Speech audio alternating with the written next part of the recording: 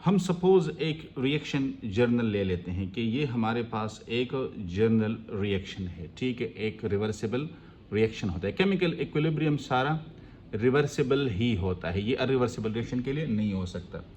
अब यहाँ पे हमने लिखा है कि Kc ये हमारे पास बराबर है C यहाँ पे D divided by A and B। अब ये हमारे पास क्या है, इक्विलिब्रियम कांस्टेंट है। क्या है? कांस्टेंट। ये C क्या है? ये कंसंट्रेशन है, कि मतलब ये है कि equilibrium constant in terms of concentration, in terms of concentration. यहाँ पे ये दोनों क्या है, तो ये हमारे पास इस रिएक्शन का राइट हैंड साइड है। क्या है? ये हमारे पास इस रिएक्शन का राइट हैंड साइड है। तो राइट हैंड साइड क्या होता है? ये हमारा प्रोडक्ट आ गया है। अब ये दोनों क्या है?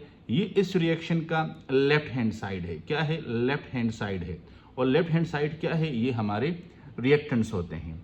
यहाँ पे ये दोनों और साथ में अब अगर इनको सबको मिला ले तो ये क्या है? तो ये हमारे पास कोऑफिशिएंट है। क्या है? कोऑफिशिएंट है, जो कि नंबर आप मोल को शो करते हैं।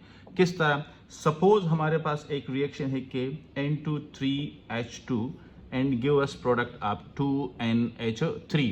अब अगर आपसे मैं कहूं कि आप इसका Kc लिखिए तो सिंपल है, आप कहेंगे कि सर NH3 का पावर 2, यहाँ पे N2 एक्टिव मास और H2 का पावर 3। ये जो 2 और 3 है ये बेसिकली ये कोऑफिशिएंट की वैल्यू है। लेकिन ये कोऑफिशिएंट की वैल्यू क्या है? यहाँ शो कर रहा है कि 3 मोल ऑफ H2 इस्तेमाल हुआ है। ये शो कर रहा है कि 2 मोल ऑफ अमोनिया बना है। तो बेसिकली ये जो कोऑफिशिएंट होता है ये आपका नंबर ऑफ मोल भी शो कर रहा होता है। अब आप कहेंगे कि सर इसका यूनिट क्या होता है? देखिए, मैंने आपसे कहा था कि Kc का जो यूनिट है वो आता है मोल पर डीएम क्यूब। लेकिन ये कब आता है? इसके साथ फिर वैल्यूज होंगे।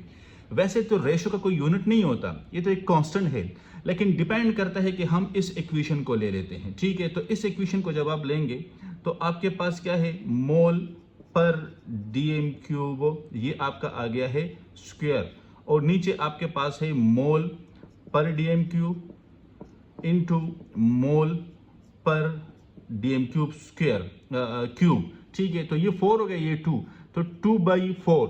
तो आपके पास आ गया है क्या? पर मोल डीएम क्यूब, ये -2 आ गया, ये इसका यूनिट आ गया। तो आप फिर इसको इस तरह लिखेंगे।